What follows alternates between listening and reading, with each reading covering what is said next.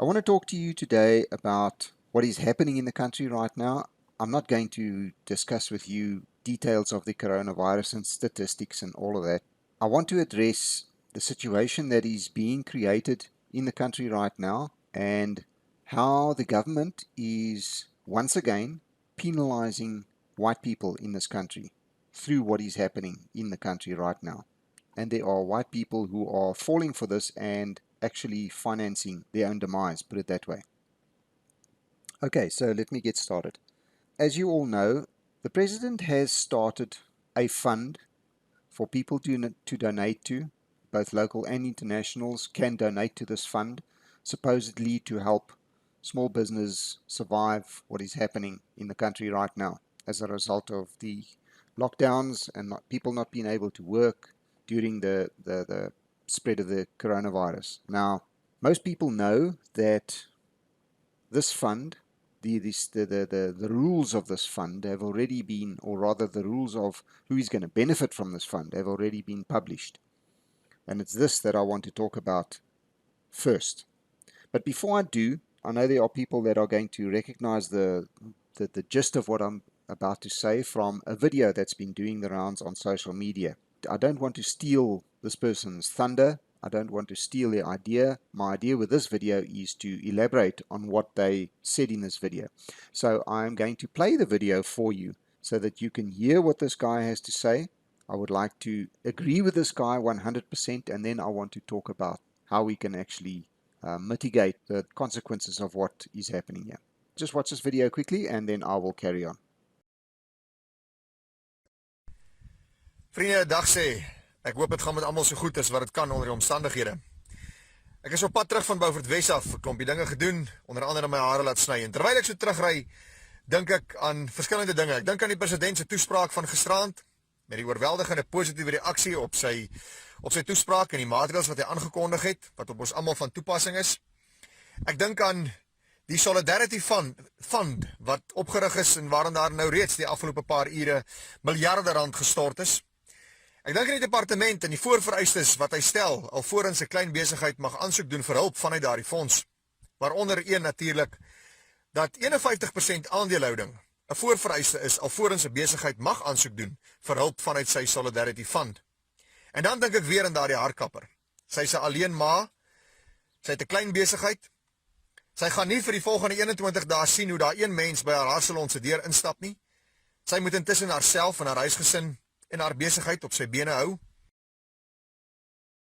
En sy kwalifiseer nie om aansoek te doen vir hulp vanuit Ramaphosa se Solidarity Fund nie, want sy het nie 'n 51% swart aandelehouding nie. Vriende, as dit nie genoeg is om enige regdenkende mens verskriklik te ontstel nie.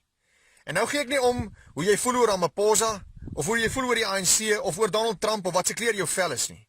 As jy nie die onreg, die blaatante onreg, in hierdie maatreëls kan raak sien nie, dan het ek nie vir jou hoop nie.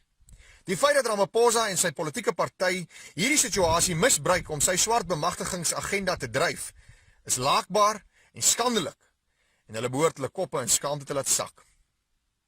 My oproep op jou is eenvoudig. Voordat jy 'n sent in Ramaphosa se Solidarity Fund stort, kyk rondom jou, identifiseer besighede, identifiseer huishoudings wat jy weet vir die volgende 21 dae baie swaar gaan kry, en kyk hoe jy hulle kan help. Wees veilig en pas jouself op. Groete. Okay, as you can see, this guy is upset and he's talking about the rules of this fund that Ramaphosa has set up. Now, the rules clearly state that beneficiaries of this fund, small businesses, have to be 51% black owned. Now, what does this mean in totality? Well, every single small business that is black owned, wholly black owned, falls into this category. Every single business that is 51% black owned falls into this category. So basically all black business falls into the category of businesses who will benefit from this fund.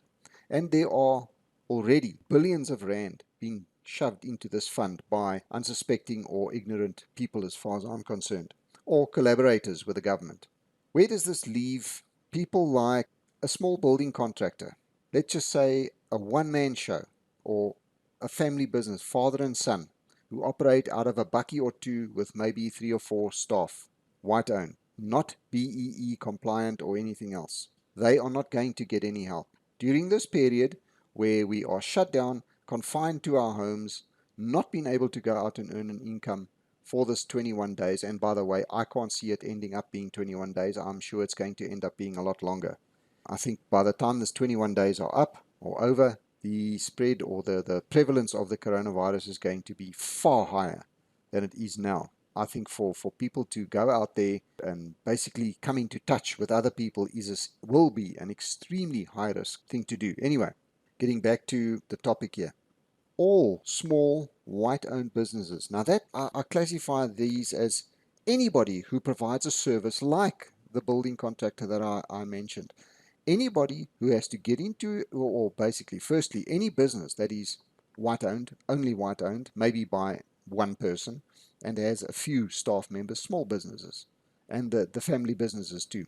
If they have to get into a vehicle and drive to the customer, whether that customer be a private person or another business, to provide their own service to that person or business, all of these people are going to be sitting at home now earning nothing. We are going to see a massive, massive increase in the number of people or small businesses owned by a single or 1 or 2 people. We are going to see a huge increase in these businesses failing. Most businesses can't go a week without getting some kind of income, let alone 21 days, 3 weeks, or a month, or possibly more. So we're going to see a massive amount of white people out of work as a result of this. Now, I know some people are going to say, why am I talking about white people, white people? Well, for 2 reasons. Our president, when he addresses the public, the entire country, that includes us white people and every other minority in the country, he talks about my people or our people. When he says our people, he doesn't mean white people. He's talking to black people and he says our people. When I say our people and I talk about whites, yes, I happen to be white. So I compare it to a father and a mother and a few kids at home. If chaos strikes, who do you take care of first as the father of that family, the head of a family?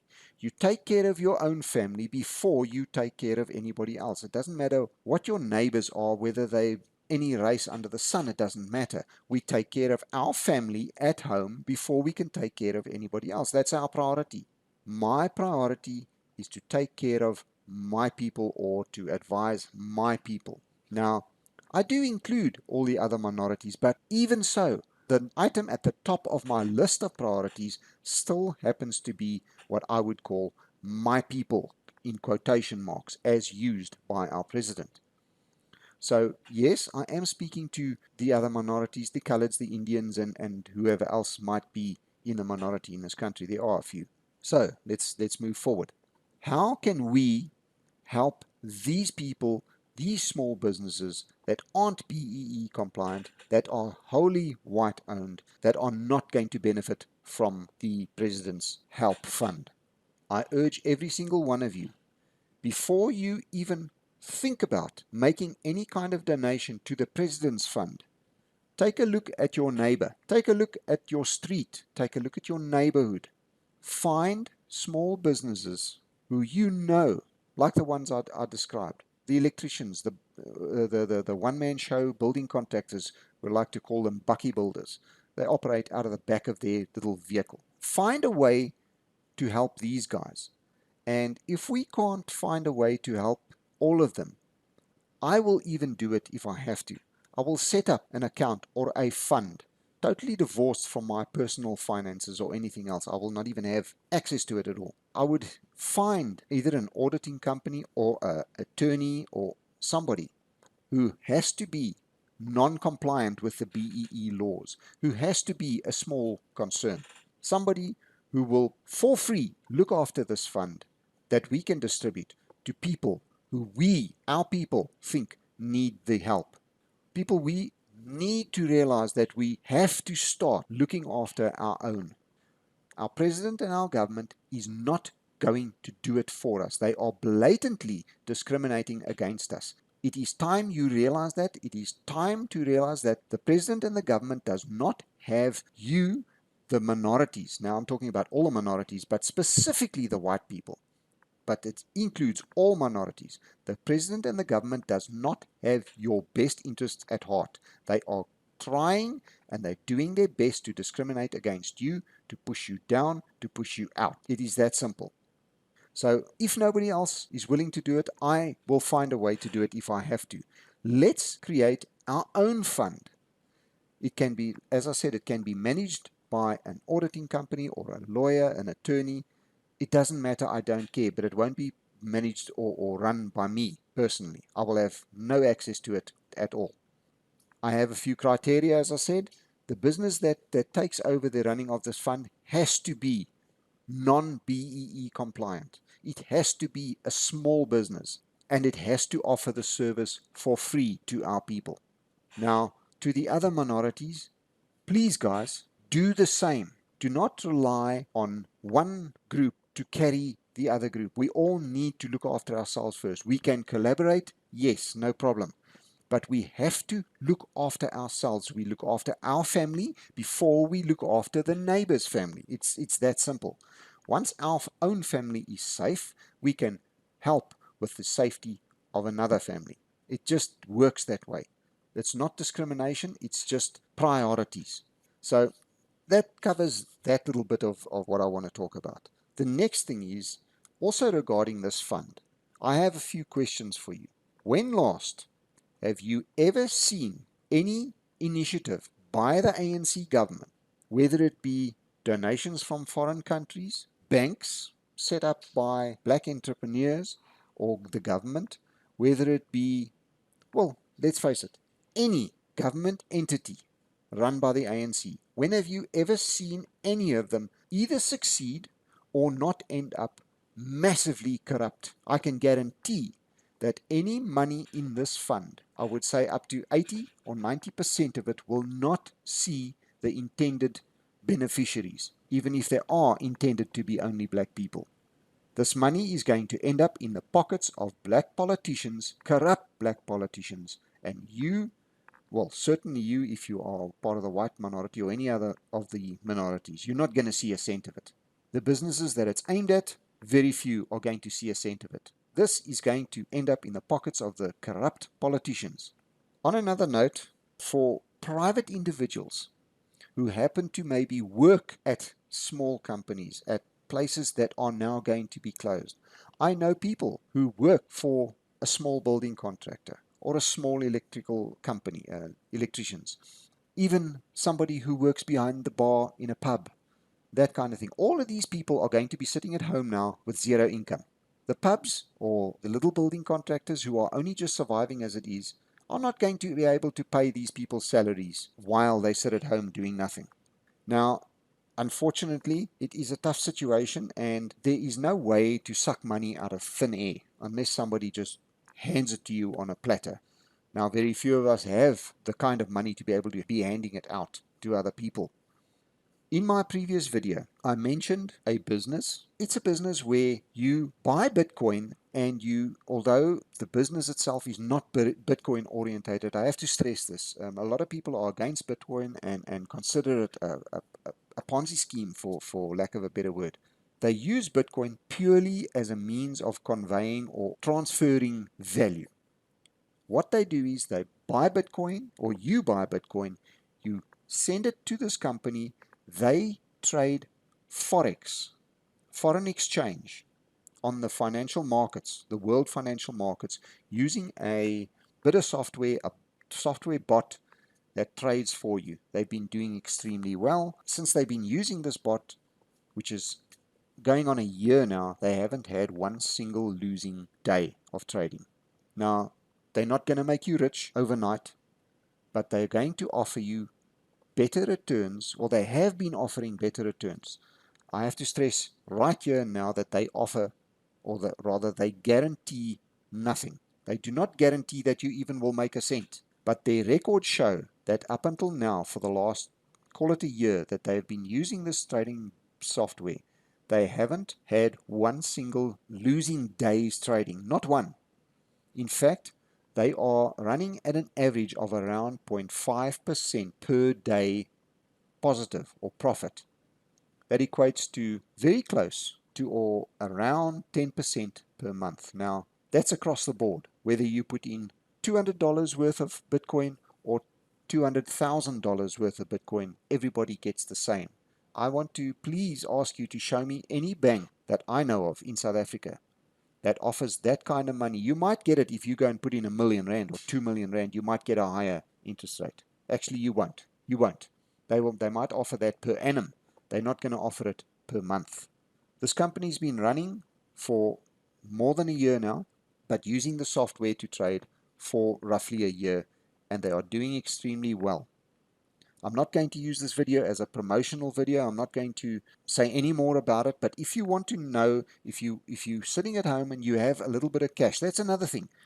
Your cash sitting in the bank, your rands, go to Google and just type in rand dollar exchange rate and see where it's sitting now. I haven't done it this morning, but with the last time I looked last night, it was 17. I don't want to lie, but I think it was around 17 rand 60 to the dollar. Go and look up a graph and see how the rand is falling.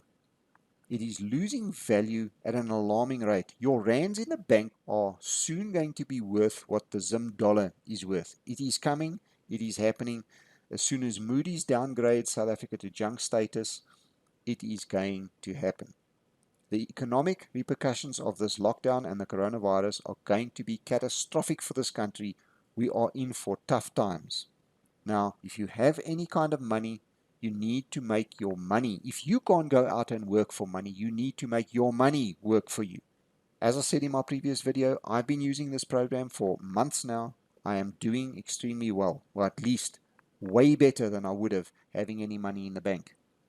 I won't say any more on it. If you'd like to know more about it, go and look at my previous video, please.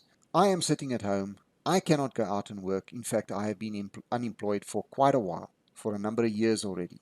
This is how I am earning a living right now. It is doing me okay. I probably won't become a super rich person from it, but I can survive on what I am earning. That is about all I have to say right now. I am planning on putting out another one of Potty's audios. It's actually high time that I did it already. But yes, people, please. This lockdown is really a good idea. It is the most sane idea to break the cycle of transmission of the virus. All we are trying to do is break the incubation period. That's it. You are going to see an increase in numbers of the coronavirus over the next few weeks because there are, believe me, no matter what the government says, there are thousands of people out there infected right now, showing no signs, no symptoms, and those people are going to start manifesting those symptoms soon, even though we are in a lockdown. Who is complying with the lockdown? It is us. I will say the word, my people, our people. It is us that are complying with this lockdown. The other day, I had to go to Brits for something, and on my way back, because I'm new to the area, I don't know the area very well, I follow my GPS. My GPS took me back to the East Rand, right past Diepsloot. Now, this is the first time I've seen Diepsloot. I was blown away. It is like possibly something you'd see in the movies in China or India somewhere. It is absolutely crazy. They are so close together and so, how can I say, so densely populated in that area. There is no way that you can live there under lockdown or isolation. It is impossible. You have a tiny shack with possibly 6 inhabitants of that shack, maybe 2 adults and 4 kids, or possibly even more kids. There is no ways you're going to keep 4 to 6 little kids confined to those shacks for an indefinite period. They are running around like crazy. It is impossible. There is no ways that they can isolate themselves in those places. So you just need one of them there to have the virus and spread it to one another, and within a week the place is full of it. So expect the spread of the virus to be absolutely catastrophic in the townships and that kind of stuff. So yes, that is all I have to say. I am going to be releasing more videos in the near future, but This is the message I wanted to get out today to you people. Please think twice before anybody donates to that fund. And please, in the comments, let me know. Should I try or should I attempt to set up a fund for our people? And I'm holding my fingers up in quotation marks when I say it. Should I try and set that fund up to help our people? And would there be enough people to donate to it that we could make some kind of meaningful difference to the small businesses out there who are not going to survive the next month, say? Please like the video and share it on as many social media platforms as possible. It's the only way my message gets out there. If you have not subscribed to my channel yet, do it now. The subscribe button is below this video and to the right on PC.